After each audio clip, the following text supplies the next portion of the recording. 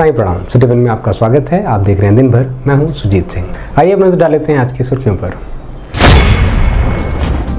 मुख्यमंत्री ने zoom app के माध्यम से कोविड-19 रोकथाम, कानून व्यवस्था व जनपद में चल रहे विकास कार्यों की संबंधित कार्यों के साथ की समीक्षा। वीडियो कॉन्फ्रेंसिंग कर कृषि मंत्री ने प्रधानमंत्री फसल बीमा योजना के अंतर्गत किसान भागीदारी प्राथमिकता हमारी कार्यक्रम में सर्वाधिक क्षतिपूर्ति प्राप्त किसानों से की वार्ता। एंटी करप्शन व कैंट थाने की पुलिस ने राजस्व विभाग में तैनात वरिष्ठ सहायक क्लर्क को 10,000 रुपए घूस लेते रंगे हाथ पकड़ा।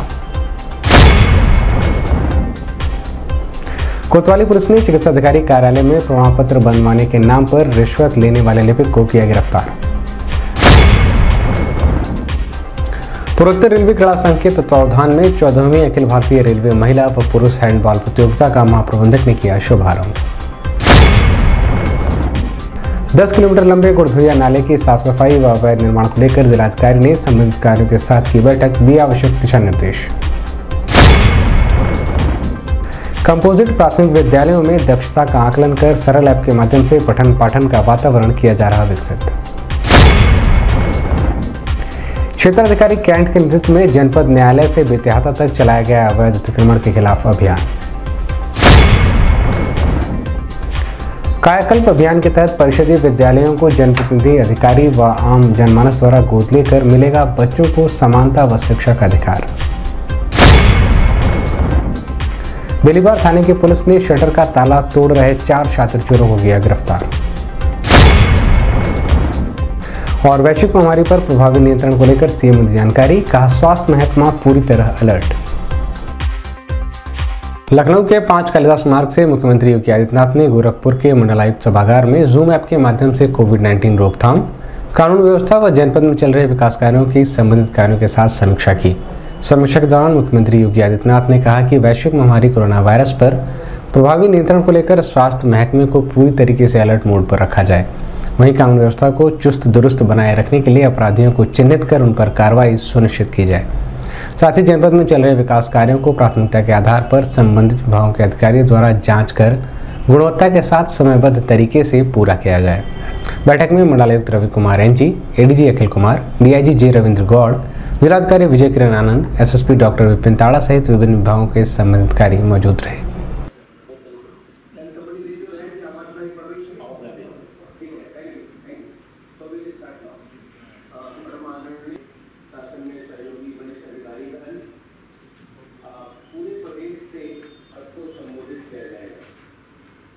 आज संबोधन में सरकार की कार्य पद्धति के बारे में जो नई सरकार गठित हुई है, जिसके बाद माननीय मुख्यमंत्री जी ने सारे विभागों का 100 दिन का, 6 महीने का, 2 साल का, 5 साल का एजेंडा तैयार कराया। उसके बारे में पूरी चर्चा हुई और भी तमाम सारी एक्टिविटीज हुई।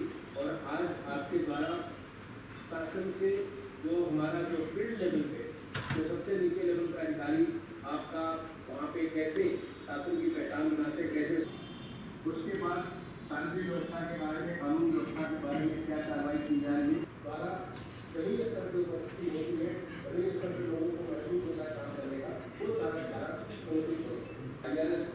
काम देखते हैं और इसके बारे में आपको जानकारी हो। ये भी बताना चाहूँगा कि जो हमारे माननीय मुख्यमंत्री जी के द्वारा उनके उद्बोधन में तमाम सारी बातें नजर के साथ और उसमें उन्होंने कुछ बातों के ध्यान इंगित किया है। एक बात तो ये है सबसे इम्पोर्टेंट कि हमारी टेस्टिंग निरंतर होती रहनी चाहिए और जो टेस्टिंग के लिए आपको प्रोटोकॉल दिया गया है उसके अनुसार ही टेस्ट करना है। अर्थात जो भी कोई पॉजिटिव होता है उसके जो हाउसहोल्ड मेंबर्स हैं उन सभी हाउसहोल्ड मेंबर्स की टेस्टिंग करनी है। और इसके अलावा जो कॉन्टैक्ट सिम्टोमेटिक के आईएलआई के या सारी के जो केसेस होते हैं, सीवियर एक्यूट रेस्पिरेटरी सिंड्रोम, तो वो हर अस्पताल आईएलआई और सारी के केसेस की टेस्टिंग जरूर करवाएं। और निजी अस्पताल से भी आप कहें कि आप भी करवाएं और सरकारी अस्पताल भी इस काम को जरूर करवाएं। कई बार ऐसा होता है कि किसी जनपद में अगर केस आने लगते हैं और हमेशा यही होगा कि वो केसेस आपको प्राइवेट लैबोरेटरी से आएंगे। कई बार टेंडेंसी होती है कि नहीं प्राइवेट लैबोरेटरी बहुत केस दे रहा है, ठीक नहीं काम कर रहा है, ऐसा आप बिल्कुल मत करिए। पैसेंजर को शूट करने की कोशिश बिल्कुल करना है। आज सुबह जो लखनऊ से वीडियो कॉन्फ्रेंसिंग कर कृषि मंत्री सूर्य प्रताप शाही ने किसान भागीदारी प्राथमिकता हमारी कार्यक्रम के तहत गोरखपुर के NIC वीडियो कॉन्फ्रेंसिंग हॉल में प्रधानमंत्री फसल बीमा योजना के अंतर्गत खरीफ मौसम 2021 के तहत योजना के सर्वाधिक क्षतिपूर्ति प्राप्त करने वाले किसानों से वार्ता की। वार्ता के दौरान कृषि मंत्री ने किसानों से कहा कि बीमा योजना के तहत जहां किसानों को उनका हक मिलता है, वहीं किसान किसी भी दैविक आपदा से अपनी फसलों की अच्छी खासी प्रतिपूर्ति प्राप्त करते हैं। ऐसे में योजना से अधिक किसानों को लाभ दिया जाए और युद्ध स्तर पर योजना का प्रचार प्रसार सुनिश्चित किया जाए। इस मौके पर उप कृषि मंत्री निदेशक संजय सिंह, उप संभागीय कृषि प्रसार अधिकारी शत्रुघ्न सिंह, अपर जिला कृषि अधिकारी Ramesh Dwivedi, agriculture insurance company of India limited के जिला प्रबंधक धर्मेंद्र सिंह कुशवाहा सहित बड़ी संख्या में लाभार्थी किसान मौजूद रहे। इस दौरान बड़ी संख्या में संबंधित विभागीय अधिकारी व लाभार्थी किसान मौजूद रहे। शंकर पांडे जी जरा हाथ उठाइए। जी प्रणाम सर। प्रणाम। नमस्कार। जी प्रणाम पांडे जी, कैसे हैं? ठीक है सर। आप ठीक हैं? जी सर। प्रधानमंत्री फसली बीमा योजना का लाभ उठाया है कि नहीं उठाया? नहीं मिला है सर। आपने कितने एरिया के लिए अपने फसल का बीमा कराया था? टोटल जो है 20 एकड़ का था मेरा। किस फसल के लिए कराया था? धान के लिए। धान के लिए जी। तो आपके धान की फसल में कितनी क्षति हुई थी? लगभग पूरा हो गया था सर। पूरा धान आपका बर्बाद हो गया? जी बाढ़ग्रस्त इलाका है कैंपियरगंज। कितने लाख का बीमा हुआ था आपका? टोटल 7800 रुपया उसका कटा हुआ था। 7800 जी 7800 रुपये प्रीमियम। हाँ जी। और जो अमाउंट मिला था प्रीमियम बताइए कितना मिला?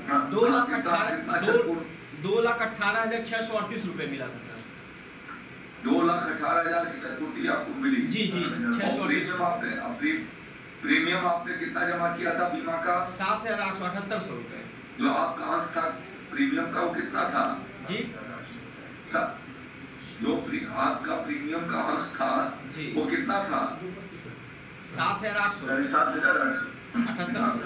7,800 था जी। तो ये पिछला जो सीजन क्या है उसमें देते भी हैं, गांव में आने लोगों को देते भी हैं। हाँ, इस समय जो किसान पाठशालाएं चल रही हैं जी इस कार्यक्रम के भीतर जी तो उसके अंतर्गत आप लोगों तक इसकी जानकारी पहुंचाएं, क्योंकि आप स्वयं एक किसान हैं। जी तो इस नाते आपके द्वारा जब जानकारी दी जाएगी तो उनका भरोसा योजना के प्रति और भी बढ़ेगा। जी ठीक है, धन्यवाद आपको। ठीक सर।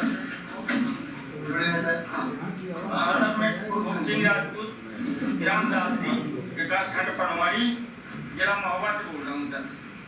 धन्यवाद। जी आपको नमस्कार है हमारा। नमस्कार सर। नमस्कार। महोबा में आप कौन सी फसल उगाया करते हैं? सर खरीफ में उड़द है, मूंग है, तेल है, मूंगफली ये सब करते हैं सर। तिलहन और मूंगफली का जी खरीफ के सीजन में करते हैं? जी। अच्छा, और अभी के सीजन में खेती करते हैं? जी सर अभी के सीजन में करते हैं। मटर है, चना है, गेहूँ है, सब इनकी करते हैं। तो आपने किस फसल की बीमा कराई थी? सर मैंने उड़द और मूंगफली की बीमा करवाई थी सर। मूंगफली की कराई? जी। कितने एरिया के लिए करवाई थी? जी 6 हेक्टेयर के लिए करवाई थी सर दोनों की। आपको कितना प्रीमियम देना पड़ा?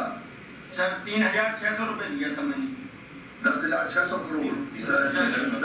3,600? जी सर। अच्छा, तो आपकी फसल को नुकसान भी पहुंचा? हाँ सर अतिवृष्टि से हाँ सर अतिवृष्टि से नुकसान हुआ था सर। तो आपको क्षतिपूर्ति की भरपाई हुई कि नहीं हुई? हाँ हुई है सर। हाँ, इस योजना के बारे में कैसा आप अनुभव करते हैं? सर बहुत अच्छी योजना है सर। अच्छा, माननीय विधायक की है इसमें? जी सर बैठे। जिला पंचायत के अध्यक्ष भी है। भाई माननीय विधायक जी और अध्यक्ष जी आप दोनों को हमारा नमस्कार है। नमस्कार साहब। नमस्कार। गोरखपुर की एंटी करप्शन टीम व कैंट थाने की पुलिस ने राजस्व विभाग में वरिष्ठ सहायक क्लर्क सुशील कुमार मौर्य को महादेव झारखंडी के रहने वाले रविंद्र कुमार चौधरी से फाइल पास कराने के नाम पर 10,000 रुपये घूस लेते रंगे हाथों गिरफ्तार किया है। बता दें कि कर्मचारी सुशील कुमार मौर्य मूल रूप से बलिया के करण छपरा का रहने वाला है, जो गोरखपुर के खोराबार में पिछले 6 वर्षों से मकान बनवा कर रहता था।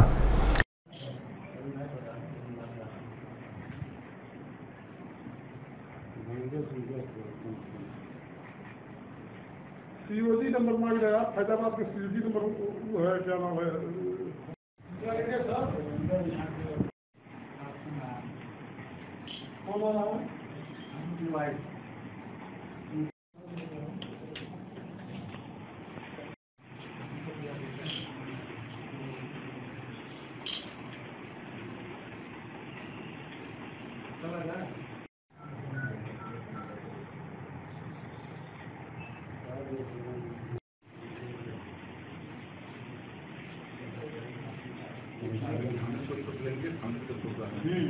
इस संबंध में मीडिया कर्मियों से बात करते हुए एंटी करप्शन के इंस्पेक्टर शिव मोहन यादव ने बताया, 23/4/2022 को सहायक अभिलेख कार्यालय के कर्मचारी रविंद्र कुमार चौधरी द्वारा एक शिकायती प्रार्थना पत्र दिया गया कि उनकी पत्नी के इलाज के चिकित्सा प्रतिपूर्ति के भुगतान के लिए उन्हीं के ऑफिस के बड़े बाबू वरिष्ठ सहायक सुशील कुमार द्वारा 10,000 रुपये रिश्वत की मांग की जा रही है। इस पर कार्रवाई करते हुए करके अधिकारियों को अवगत कराते हुए आज दिनांक 22/4/2022 को दोपहर करीब 12:30 बजे कलेक्ट्रेट परिसर के बाहर मनोज चाय की दुकान के पास और 10,000 रुपये रिश्वत लेते हुए नए हाथ गिरफ्तार किया और उसके बाद थाना कैंप में लाकर कार्रवाई की जा रही है। अभियोग पंजीकृत कराया जा रहा है।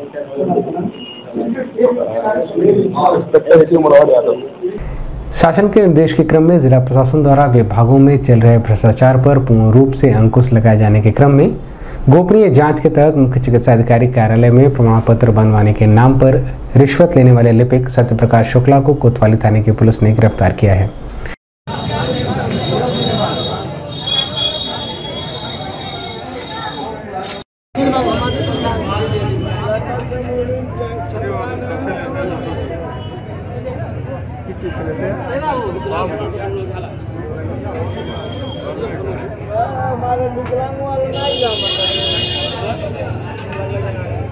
कौन सा जगह है ये भरने वाला? ये भरने की जगह है।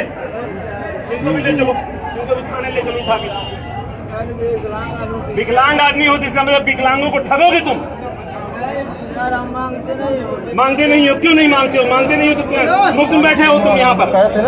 लेते हैं, सबसे लेते हैं। तुमने यहाँ मुफ्त से ठेका ले रखा समाज सेवा का।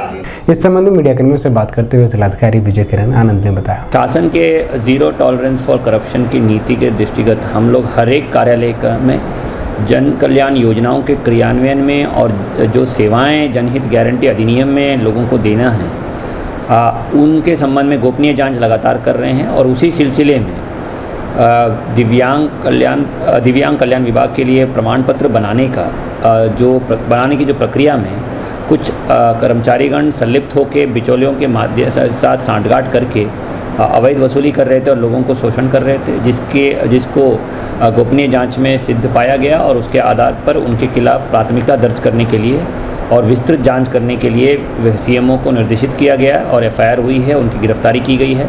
और अभी इस मामले के जड़ तक जाएंगे कि कौन कौन अधिकारी कर्मचारीगण संलिप्त थे और उन सभी के खिलाफ कड़ी से कड़ी कार्रवाई की जाएगी। और इसी तरह हर एक विभाग में गोपनीय जांच का सिलसिला बरकरार रहेगा और जो भी दोषी पाया जाएगा उसके खिलाफ कड़ी से कड़ी कार्रवाई की जाएगी। पूर्वोत्तर रेलवे क्रीड़ा संघ के तत्वावधान में 14वीं अखिल भारतीय रेलवे महिला व पुरुष हैंडबॉल चैंपियनशिप का शुभारंभ पूर्वोत्तर रेलवे के महाप्रबंधक अनुपम शर्मा ने किया। उन्होंने खिलाड़ियों का परिचय प्राप्त किया। बता दें कि सैयद मोदी रेलवे स्टेडियम में 4 दिनों तक आयोजित होने वाली इस प्रतियोगिता में विभिन्न रेलवे की 9 पुरुष व 4 महिलाओं की टीमें प्रतिभाग कर रही हैं। उद्घाटन मैच NER और SECR की महिला टीम के बीच खेला जाएगा।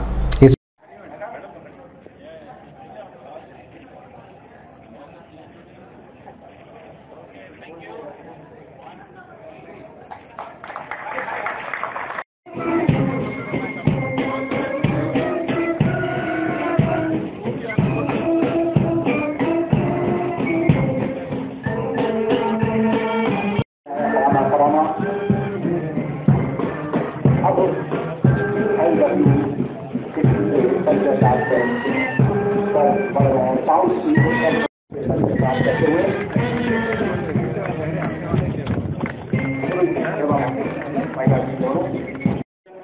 पूर्वोत्तर रेलवे को सौंपा और आज विभिन्न क्षेत्रीय रेलों एवं उत्पादन इकाइयों की टीमें भाग लेने के लिए यहाँ आई हैं। मुझे विश्वास है कि राष्ट्रीय एवं अंतर्राष्ट्रीय खिलाड़ियों से युक्त टीमें उच्च स्तरीय हैंडबॉल का प्रदर्शन करेंगी, जिससे पूर्वांचल के हैंडबॉल प्रेमियों को अच्छा खेल देखने का और उदीयमान खिलाड़ियों को काफी कुछ सीखने को भी मिलेगा।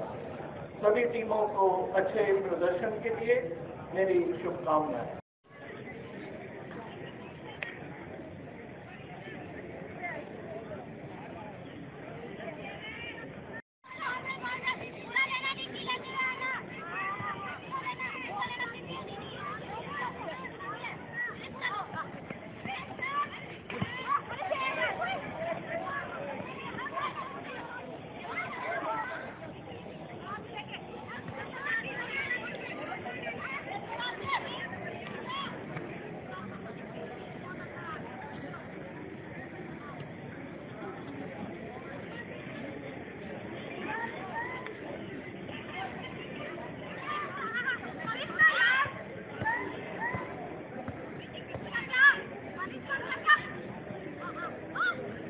इस संबंध में मीडिया कर्मियों से बात करते हुए पूर्वोत्तर रेलवे के मुख्य जनसंपर्क अधिकारी पंकज कुमार सिंह ने बताया, इस तरह का जो टूर्नामेंट है, इससे जो गोरखपुर की जनता है, पूर्वांचल की जनता है, उनका इस खेल बेसिकली हैंडबॉल के खेल के बारे में समझ बढ़ेगी। ये एक अच्छा खेल है, काफ़ी तेज़ी से उभर रहा है और फास्ट गेम है।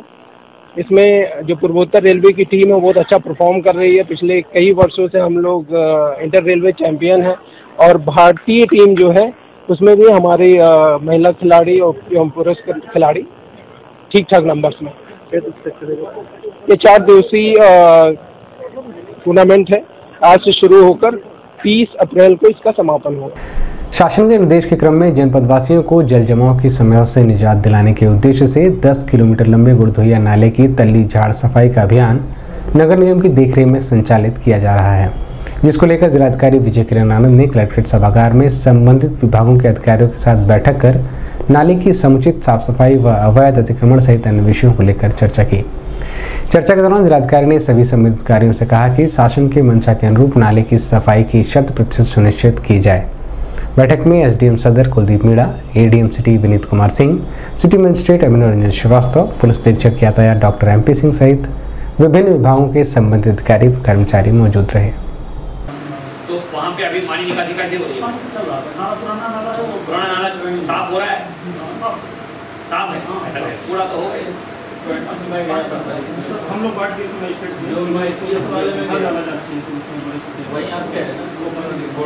एक तो ये बड़े नालों में सफाई होना, एक पहला पॉइंट। सर 13 बड़े नाले हैं हमारे। 13 बड़े नाले हैं ना? 13 बड़े नाले हैं सर, 117 मझोले नाले हैं और 127 हमारे सबसे छोटे। ये 13 बड़े नालों में वहाँ से छोटी काली हुई, वहाँ होती फौजिया मस्जिद, वहाँ से चलते हुए सर रेती का करता, रेती से होकर पहाड़ रेती का तो जहाँ भी आप बता वहाँ पर कुछ जगह इम्प्रूवमेंट बहुत ज़्यादा है सर।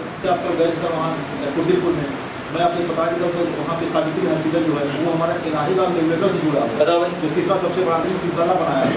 सावित्री हॉस्पिटल के बगल में ही दोनों साइड में बना हुआ है, वहाँ पर किसी भी तरफ से बड़ी मशीन ले जाने की जगह नहीं है। नेक्स्टर बोलते हैं, पता ही नहीं, बहुत सारे मशीनों का प्रोसेस नहीं है। लेवल पानी का जो शहर में बढ़ रहा है उसका बड़ा कारण ये रेगुलेटर का विस्तारीकरण या सुदृढ़ीकरण के लिए प्रस्ताव गया है, अभी स्वीकृति आएगी, इरिगेशन डिपार्टमेंट से गया है। अभी फिलहाल क्या है ना, बड़े नालों का जो 13 नाले हैं उसको सफाई जहाँ नहीं हो रही है वो मुझे बताएंगे आप लोग, अगले हफ्ते तक बताएंगे। अभी तुम्हें बरसात तक लगभग हर हफ्ते 10 दिन में एक मीटिंग होगा इस तरह। मैं पंपिंग मशीन की बोल रहा हूँ। 8 छोटे पंप हमारे 300 हो चुका है और कंपोजिट प्राथमिक विद्यालयों में पठन पाठन प्रक्रिया और शासन द्वारा दी जाने वाली सुविधाओं को और विकसित करने के साथ ही कक्षा 3 से 8 तक के विद्यार्थियों के लिए दक्षताओं का आकलन किया जा रहा है।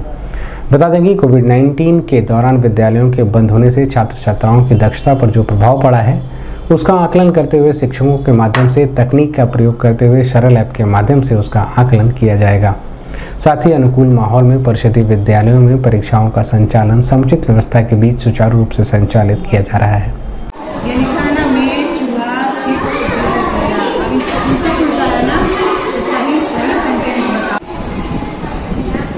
सभी लोग ठीक से बैठिए, अच्छी तरीके से बैठिए। क्या होगा? सरल बनेगा, सरल बनेगा। Very good. और देखो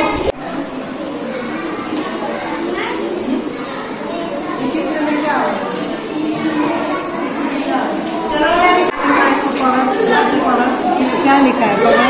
630। हाँ, क्या लिखा है? और इन गुड, इन दोनों में कौन बड़ा है कौन छोटा है?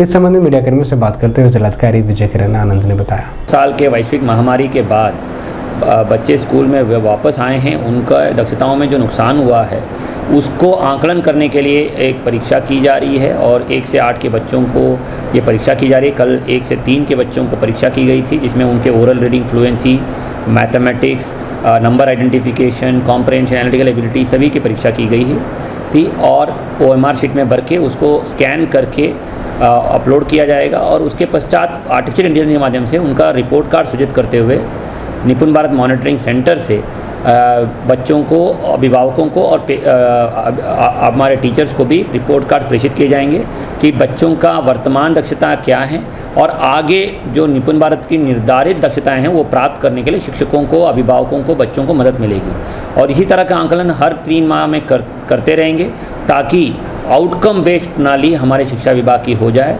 और इसमें शिक्षकों को प्रशिक्षण दिया गया है। बहुत ही आधुनिक तकनीक के माध्यम से इस प्रणाली का विकास किया गया है और इस तरह के सिस्टम से हम पूरी व्यवस्था को आउटकम बेस्ड और लर्निंग आउटकम बेस्ड बनाने में कामयाब हो पाए। अभी वक्त एक छोटे से ब्रेक का, मिलते हैं ब्रेक के बाद। नमस्ते, मैं प्रिया मिर्जा। आप देख रहे हैं गोरखपुर का नंबर 1 चैनल सिटी 1। आप देख रहे हैं गोरखपुर का नंबर 1 चैनल सिटी 1। हाय, मैं ईशान और आप देख रहे हैं गोरखपुर का नंबर 1 चैनल सिटी 1। आप देख रहे हैं गोरखपुर का नंबर 1 चैनल सिटी 1। मैं हूं दिव्या दत्त। हेलो गाइस, मैं दिलजीत दोसांझ। आप देख रहे हैं सिटी 1 गोरखपुर का नंबर 1 चैनल। हेलो एवरीबॉडी, मैं हूं कृष्णा अभिषेक और आप देख रहे हैं गोरखपुर का number 1 channel city 1। Hi Manmeet, with Meet bros और आप देख रहे हैं गोरखपुर का number 1 channel city 1 channel. Break के बाद आपका स्वागत है। आइए देखते हैं दिन भर।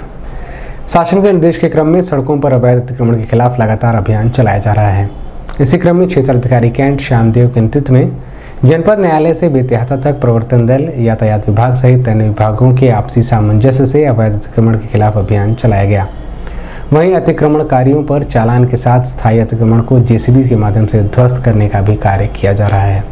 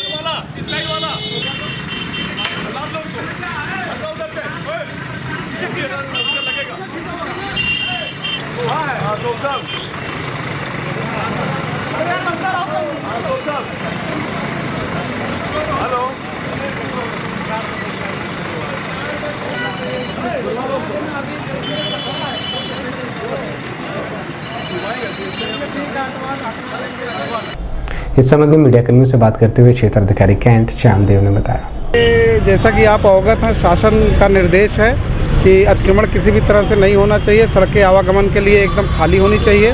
उसी निर्देश के क्रम में आज एसडीएम साहब हैं, नगर निगम की प्रवर्तन दल की टीम है, पुलिस टीम है, सारे लोग आज न्यायालय से लेकर बेतिहाता तक ये अतिक्रमण हटाओ अभियान चल रहा है, जिसके क्रम में आज हम लोग ये अतिक्रमण हटवा रहे हैं। चालान भी काटे जाएंगे? बिल्कुल बिल्कुल, अतिक्रमण जो किए हैं उनके चालान भी काटे जाएंगे। जो अस्थायी अतिक्रमण कर लिए हैं उसको भी गिराया जाएगा। जेसीबी भी हमारे साथ है, नगर निगम से है, और चालान भी किया जाएगा और अस्थायी अतिक्रमण भी हटवाया जा रहा है। मुख्यमंत्री के निर्देश के क्रम में जून 2018 में कायाकल्प अभियान का प्रारंभ किया गया था, जिसमें 19 पैरामीटर में सभी परिषदीय विद्यालयों को संतृप्त करने का निर्देश के क्रम में जनपद में भी कार्य किया जा रहा है।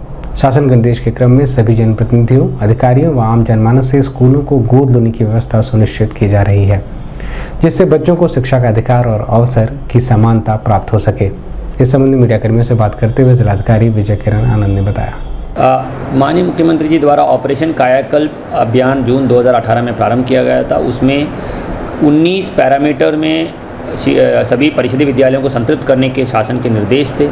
उसी निर्देश क्रम में मिशन मोड पे इस जनपद में कार्य चल रहा है। शासन के निर्देश प्राप्त हुए हैं कि सभी जनप्रतिनिधियों को, अधिकारियों को और जनमानस में जितने भी लोग इच्छुक हैं उन सभी को स्कूलों को गोद लेने के लिए व्यवस्थाएं दे दें, एक मैकेनिज़्म बना लें और उसके बाद उन लोगों को एक व्यवस्था दे दें, सुविधा दे दें, ताकि वो अपना अमूल्य योगदान इन स्कूलों में दे दें, उनको बेहतर बनाने के लिए हो जाए, ताकि बच्चों को शिक्षा का अधिकार और अवसर की समानता प्राप्त हो। हमारे परिषदीय विद्यालयों की व्यवस्था को और बेहतर बनाने के लिए एक बहुत ही सराहनीय पहल शासन ने की है, जिसके लिए इस जनपद में हम लगातार इसके लिए प्रयास कर रहे हैं। CSR के माध्यम से बहुत सारी संस्थाओं को हमने प्रेरित किया है और उनके माध्यम से अच्छा वित्त पोषण मिला है। लगातार इसमें प्रयास किया जा रहेगा और आपके माध्यम से मैं लोगों से भी अनुरोध करूंगा कि ज़्यादा से ज़्यादा लोग इसमें इस अभियान में जुड़ जाएं। ये बहुत ही पुनीत कार्य है। हमारे बच्चों को सपनों को पूरा करने के लिए स्कूलों में परिवेश बहुत अच्छा रहना अति आवश्यक है। शासन ने परिषदीय विद्यालयों में सारी व्यवस्थाएं संतृप्त करने के लिए मिशन मोड पे काम करने की कवायद उठाई है। इसमें एक जन आंदोलन के रूप में विकसित करना अति आवश्यक है। बेलीपार थाना अंतर्गत मरवड़िया कुआं पुलिस चौकी के सामने दुकान की शटर का ताला तोड़कर चोरी करने का प्रयास कर रहे 4 शातिर चोरों को पुलिस ने ग्रामीणों की मदद से गिरफ्तार किया है। चारों चोरों की पहचान दिलशाद, विशाल गौड़, मोहम्मद शाहिद व राजू साहनी के रूप में हुई है। वहीं पुलिस ने उनके पास से 1 लोहे की मोटी रॉड, 5 लोहे की ब्लेड व 2 टूटा हुआ ताला भी बरामद किया है।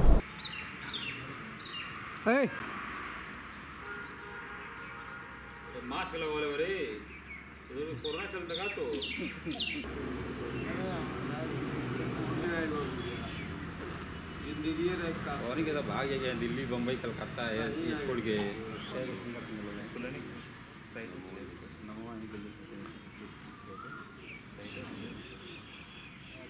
वैश्विक महामारी कोरोना वायरस पर तेजी के साथ बढ़ते प्रभाव पर नियंत्रण को लेकर स्वास्थ्य विभाग ने पब्लिक एड्रेस सिस्टम निगरानी समिति को क्रियाशील करते हुए बाहर से आने वाले लोगों का कोविड-19 जांच करने का निर्देश दिया है। इस संबंध में सिटी वन संवाददाता से बात करते हुए CMO डॉक्टर आशुतोष दुबे ने बताया, पड़ोसी राज्यों में जो हमारे सीमावर्ती हैं वहाँ पर जो है कोविड के केसेस ज़्यादा निकल रहे हैं। उसका प्रभाव जो है जो वहाँ से आने जाने वालों का हमारे पड़ोसी राज्य के जो लगे हुए बॉर्डर डिस्ट्रिक्ट्स हैं वहाँ पर भी केसेस की संख्या बढ़ रही है। इसी के दृष्टिगत रखते हुए हमने अपने चिकित्सालयों में सजग सतर्क कर दिया है। हमने पब्लिक एड्रेस सिस्टम को क्रियाशील कर दिया है, निगरानी समितियों को क्रियाशील कर दिया गया है। एक स्टैंडिंग ऑर्डर जारी कर दिया गया कि ILI और सारी के मरीज जितने भी चिकित्सालय में आते हैं सबकी कोविड की जांच कराई जाए, उनके घर वालों की जांच कराई जाए और परिणाम आने के पहले ही सबको कोविड किट का डिस्ट्रीब्यूशन कर दिया जाए। इसी प्रकार से अगर कोई बाहर का व्यक्ति आता है, अगर वो सिम्टोमेटिक है तो उसको आइसोलेशन में रहना है, उसकी जांच कराना है और उसको कोविड किट दे देना है। और अगर वो सिम्टोमेटिक नहीं है तो परिजन के साथ रहे लेकिन अपनी कोविड की जांच करा लें। इसी के साथ साथ मैं आम जन से अनुरोध करता हूँ, कोविड से बचने का जो मूल मंत्र है वो सोशल डिस्टेंसिंग, मास्क, सैनिटाइजेशन और वैक्सीनेशन है। तो अगर आप कहीं किसी अपरिचित स्थान पर जा रहे हैं जहाँ पर अपरिचित लोग मिलते हैं वहाँ पर मास्क अवश्य लगाइए। भीड़ भाड़ के स्थलों में जाने से बचिए। अगर आप वहाँ जाना अपरिहार्य है तो निश्चित जाइए। सोशल डिस्टेंसिंग और मास्क और सैनिटाइजेशन का पालन कीजिए और सभी लोग वैक्सीन लगवा लें। जिन लोगों ने प्रथम खुराक लगाई है वो उसके 28 दिन या 84 दिन जो है आपकी ड्यू है, उसके बाद सेकंड डोज लगा लीजिए। और सेकंड डोज लगाने के 9 माह के पश्चात जो है आप अपनी जो है प्रिकॉशन डोज जो कि बूस्टर डोज लगवा लीजिए।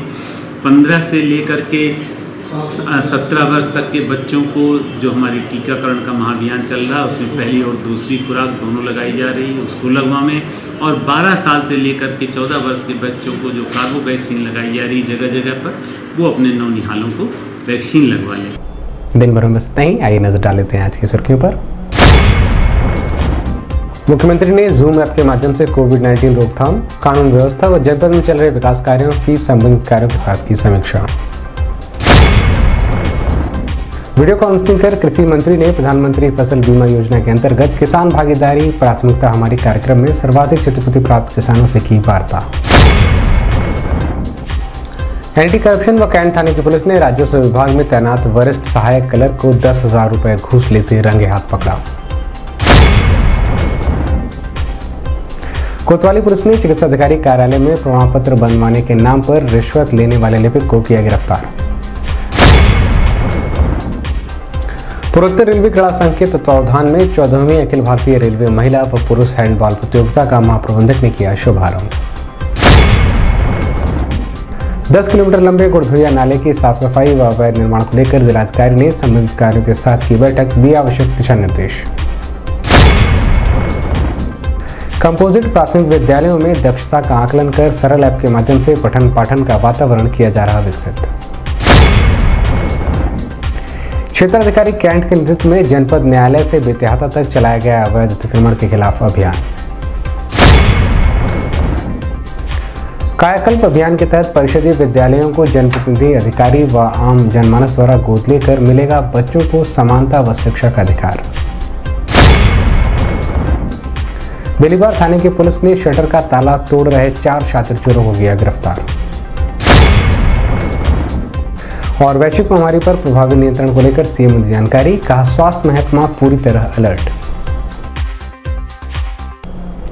अगले अंक में आपसे फिर मुलाकात होगी। साईं प्रणाम।